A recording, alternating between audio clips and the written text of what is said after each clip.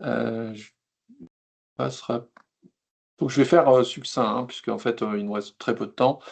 Donc on est un réseau, que je pense, vous connaissez maintenant, qui réunit, à la fois le monde du maritime et du fluvial et qui a aussi l'avantage de réunir les, acteurs de la plaisance et du professionnel. Donc, on a vraiment un mélange, très intéressant, très riche et donc nos adhérents, qui sont à peu près autour de 90 membres, sont tous, issus de cette filière. On exclut par contre les gros navires qui sont donc, sur l'international et toute la partie transport qui est plutôt, gérée par d'autres clusters ou d'autres associations et donc nous, on réunit les partenaires fabricants techniques, les armateurs. Il y a aussi donc, beaucoup de partenariats, avec des associations ou clusters. Donc là, j'ai mis quelques alors les partenaires bien sûr, institutionnels, donc on a un partenariat important avec EDF, qui nous fait participer à plusieurs événements, et qui participe aussi à certains financements. Et on a quelques entreprises en fait, donc Enedis, GRDF, on avait aussi Mobilize Renault qui était dedans, mais qui est actuellement plus dedans. Bon, des organisations, je l'ai dit, hein, de la filière, hein, le GICAN, la FIN, enfin j'ai pas, on n'a pas tout mentionné ici. Il y a aussi des motoristes, bien sûr, des fabricants de batteries, etc. Vous pouvez retrouver de toute façon tous les détails sur notre site. Ça concerne effectivement donc toutes les typologies de bateaux. Alors, ici, dans la plaisance, on représente pas, grand-chose, c'est-à-dire on représente un semi-rigide, en bas qui va très vite, mais aussi le bateau électrique, c'est aussi beaucoup de bateaux et qui sont des petits bateaux et des bateaux du slow, déplacement. On est vraiment sur, la recherche, avec nos armateurs de les faire enfin, quand je dis armateur, donc il y a plutôt, on va dire quand on touche à des gens qui font du professionnel, on essaye de les amener vers des navigations douces, d'essayer de leur faire modifier progressivement leur programme pour qu'ils soient moins consommateurs et moins émetteurs de CO2 et aussi moins de nuisances sonores. On en a parlé tout à l'heure. Aujourd'hui, il faut savoir que on sait équiper des bateaux qui sont des bateaux qui font du remorquage, comme celui qui est au milieu là, donc qui peut travailler sur la zone parisienne pour transport de barges, pousser des barges. On fait en hybride des bateaux de croisière, donc des ferries transmanche par exemple. Donc on a vraiment on est aussi en ce moment en train de finir une pilotine, la manœuvre. Enfin, il y a quand même des exemples qui sont très, très intéressants aujourd'hui, et qui ont fait leurs preuves. La FBE, c'est aussi, la possibilité pour, les adhérents et la filière de travailler sur des actions concrètes. Donc là, la fiche C2E, c'est ce dont je vais parler juste après. Donc ça, c'est actuellement. On a terminé une analyse de cycle de vie qui a été présentée il y a, à peu près un mois à une journée technique à Paris, sur, donc en fait, l'analyse est faite du berceau, comme on dit, du berceau à la tombe, sur des typologies de navires qui sont plutôt des navires professionnels, donc sur du fluvial ou du maritime, transport à passagers ou fret. Donc on a pris deux types de navires qui sont très caractéristiques des navires qui sont aujourd'hui le gisement sur lequel on vise la décarbonation. Donc là, les résultats sont publiés sur notre site internet de l'FBE pour cet ACV et il y a une synthèse donc qui a été financée par l'ADEME qui sera publiée très prochainement sur le site de l'ADEME aussi, qui sera public. On organise des trophées de la FBE qui permettent de récompenser les innovations. Donc là, les trophées seront remis, enfin le concours est déjà ouvert depuis le Grand Pavois et les trophées seront remis sur un salon qui va se passer à Nice, que vous connaissez, le Nice Boat Tomorrow, au mois de mars. Et on travaille aussi avec MIT 2050 sur une feuille de recensement des flottes de navires qui sont déjà passés en électrique. Donc là, on a fait une analyse assez fine pour essayer de recueillir toutes les transformations qui ont eu lieu, on va dire, depuis une vingtaine d'années. C'est pas simple parce qu'en fait, on se confronte à, on va dire, à des problèmes de base de données qui sont pas toujours exploitables.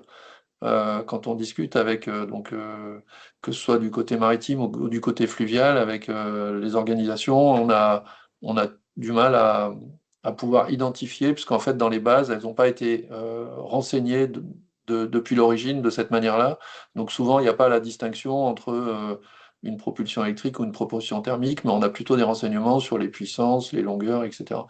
Donc on a quand même des difficultés aussi à faire ce recensement, mais on a quand même réussi à collecter l'ensemble, je pense, de ce qui a été fait jusqu'aujourd'hui.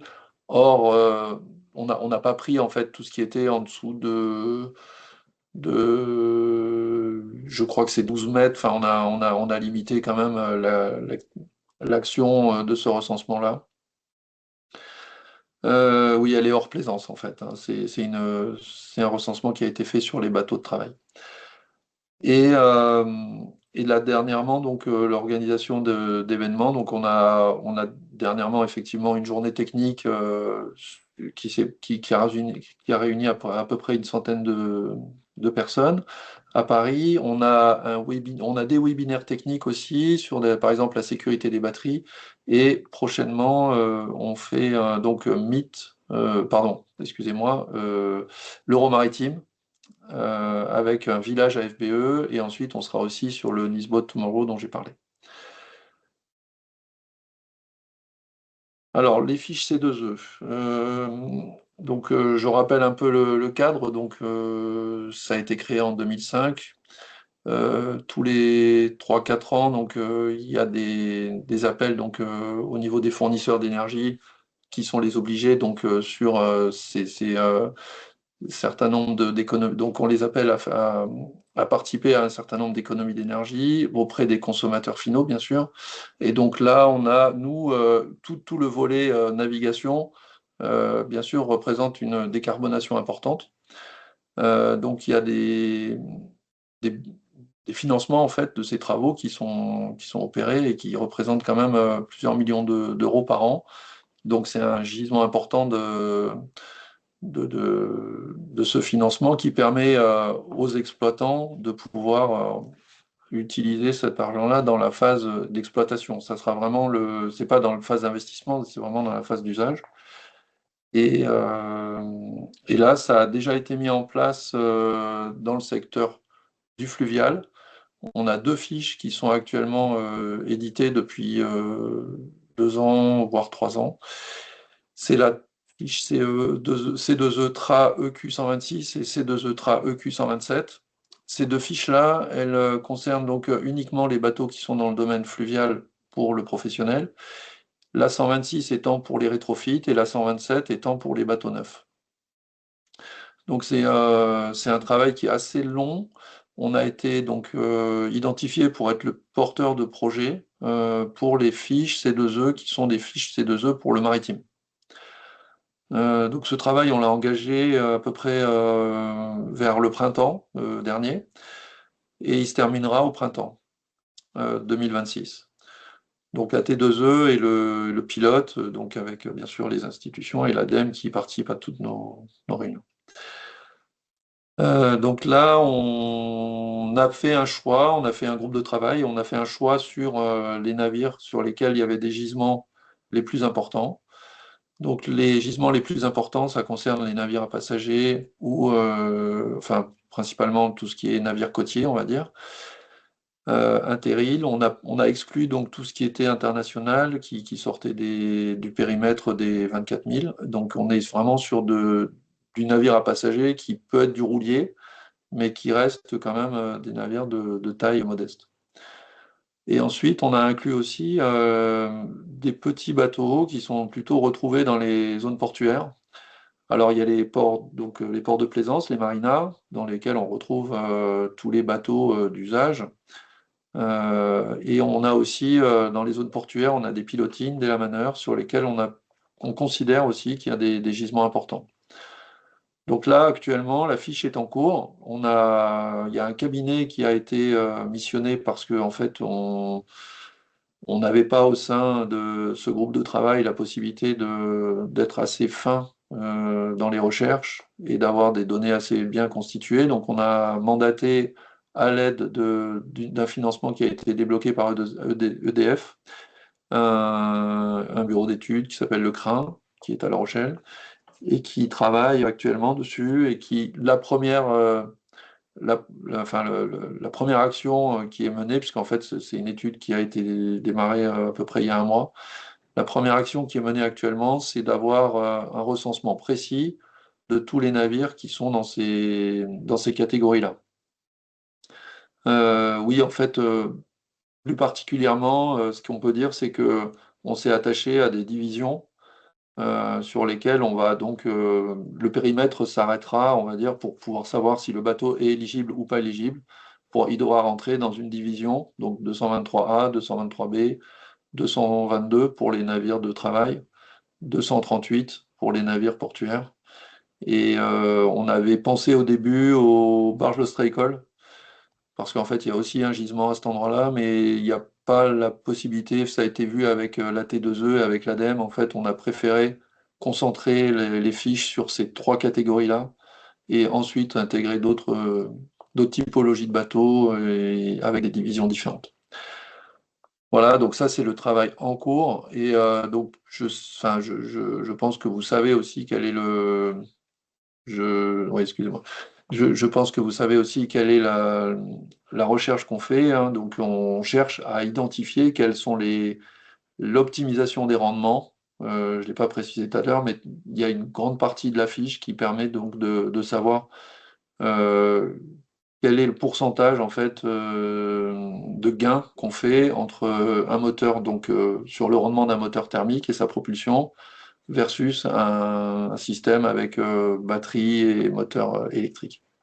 Donc c'est ça qui nous permettra ensuite d'avoir des fiches constituées avec des calculs d'énergie consommée annuelle et qui sont donc ce qu'on appelle des QMAC, donc les énergies consommées annuelles, qui donnent en fait accès ensuite à directement une formule assez simple à utiliser par l'exploitant qui va lui remplir ça en fin d'année en ayant les heures et la puissance installée, et ça lui suffira en fait pour remplir sa fiche et pour pouvoir avoir ce financement-là. Voilà, donc j'ai fait très rapide parce que je sais que tout le monde, on est en dépassement. Donc si vous avez des questions, donc Lucas Foulon, je pense qu'il n'est pas présent à ce webinaire, mais il a travaillé donc sur le groupe, il est coordinateur de ce groupe-là. Si vous avez des questions à lui poser ou si vous souhaitez approfondir, vous pouvez le contacter sur le mail qui est là ou nous recontacter à l'FPE. Merci beaucoup, Yannick. Voilà, je ne fais pas plus long. Si vous avez des Ouais, questions, non, bien sûr. c'est super. On n'est pas trop en dépassement parce qu'on avait prévu de finir à 17h30. Un petit mot pour Loïc qui gère l'enregistrement. On a eu une petite livraison d'enregistrement tout à l'heure de 3 heures. Est-ce qu'il y a quelque chose qui a redémarré? Parce que bon, on enregistre en général nos échanges. C'est plus sympa pour les retrouver plus tard. Bah, pour moi, j'ai toujours un truc, j'ai toujours un point rouge avec avec un chronomètre qui défile. Ah, génial. J'aime beaucoup. Ok, parfait. Très bien. Euh, Merci Yannick encore. Donc ce système, il est mis en œuvre, il est déjà mis en œuvre par exemple sur le fluvial, c'est-à-dire que les exploitants peuvent déjà Oui, obtenir des financements. oui, oui, ça fonctionne déjà. Et Ok. c'est plutôt bien utilisé même. Ouais, Ah oui, ouais, donc ouais. la filière Mhm. c'est bien approprié Ouais, le ouais, ouais. système, hein. Bah, c'est Ok. connu, hein, bien sûr, Ouais. et donc il y a des organismes hein, qui permettent d'assister en fait l'exploitant pour faire les dépôts des fichiers des œufs, les remplir et faire le lien avec les obligés.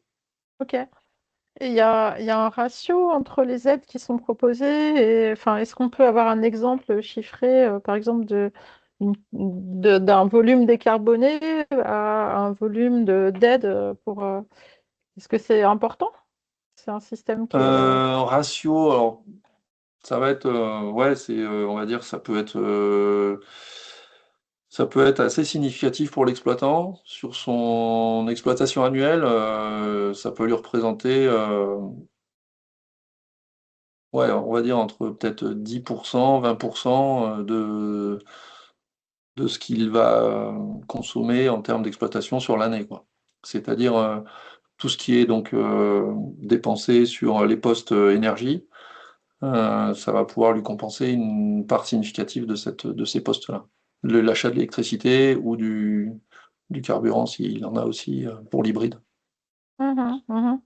Donc Ça- pour ça- donner un exemple concret, un bateau qui est pas très grand, qui va prendre des bateaux qu'on appelle moins de 12 personnes, sur une exploitation, c'est des bateaux qui font des sorties sur à peu près 800 ou 1000 heures par an.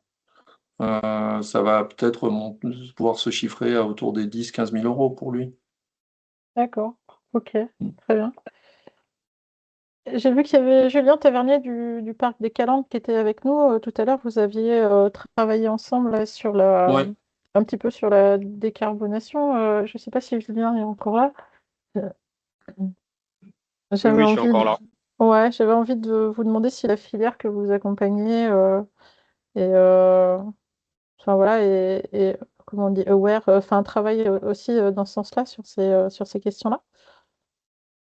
Ben, sur le transport maritime du côté du parc, on va dire que ces questions-là, elles sont effectivement toujours abordées. Après, le gros problème qu'on a effectivement aujourd'hui, c'est de la recherche de financement pour certains acteurs qui souhaiteraient décarboner un peu plus leur activité et qui aujourd'hui sont confrontés à des problématiques budgétaires en fait de rentabilité, etc. Le coût d'avoir des AOT sur 5 ans et donc effectivement d'avoir des investissements forts à faire pour passer sur de nouvelles motorisations. Donc nous, on essaye de regarder, de les accompagner au mieux si on a des nouveautés pour qu'ils puissent aller sur des fonds spécifiques pour trouver de l'argent. Et donc si demain, effectivement, il y a des choses comme ça qui se développent, ça peut être que accompagnant pour le changement de motorisation.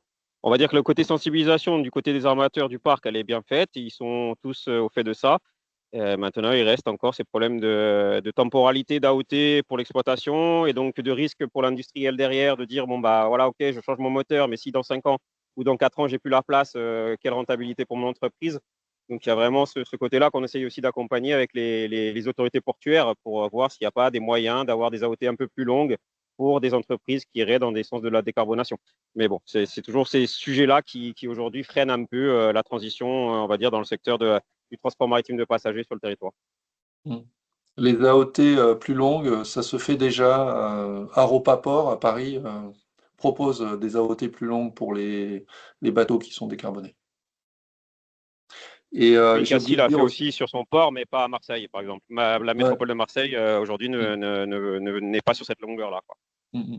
J'ai oublié de préciser tout à l'heure que ça serait mis en application à partir de l'été 2026, donc ça va venir très vite. Là, on a mis un coup de booster là justement pour que l'étude soit finie rapidement et qu'elle soit validée. Et au niveau de la DGEC, bien sûr, il va y avoir des échanges importants pour elle soit validée au niveau du ministère. Mais ensuite, l'application devrait arriver, si tout est au vert, l'application devrait arriver directement à partir de l'été 2026, ce qui est très important. Et pour les bateaux qui font du transport maritime côtier, ça peut représenter des sommes importantes pour eux. Mm. Yannick, est-ce que tu vois des applications pour la plaisance, le nautisme ou peut-être la grande plaisance? Tu vois quelque chose? Bah, là, pour l'instant, on est effectivement, ces fiches-là, elles sont écrites pour le milieu professionnel, hein, des divisions maritimes, mais non, là, pas en tout cas pour les certificats d'économie d'énergie, je pense pas. Enfin, en tout cas, j'ai pas entendu parler de cette volonté d'étendre ça à la plaisance. Peut-être qu'en plus, c'est lié à une exploitation professionnelle quand même du navire. Ouais, ouais, et puis il faut avoir la possibilité de justifier du nombre d'heures. Il faut avoir vraiment quelque chose qui soit installé sur le bateau, qui puisse certifier les heures de travail du bateau, Mhm. qui n'est pas obligatoirement facile pour un plaisancier. Ouais, mais et sur des nuques, ça pourrait passer? Euh, Non, je pense pas pour l'instant parce qu'on n'est pas sous ces divisions-là. Ouais. Mais c'est à étendre. En fait, l'expérimentation, on va dire maritime, Bah, elle est déjà sur ces bateaux-là. Après, je pense que ça va être le travail de l'automne 2026, ça sera sur les autres, et l'extension sur d'autres divisions. excusez-moi, j'ai mon téléphone qui passe sur l'ordinateur. Donc, extension, les autres divisions, vous avez quoi en tête Ouais, pour la suite? je disais, on travaillera sur des divisions comme par exemple les barges ostréicoles, les bateaux de pêche aussi, mais ça sera Ok, plutôt pour la partie automne 2026, deuxième ok, semestre. ok, très bien. Bon, bah, merci beaucoup.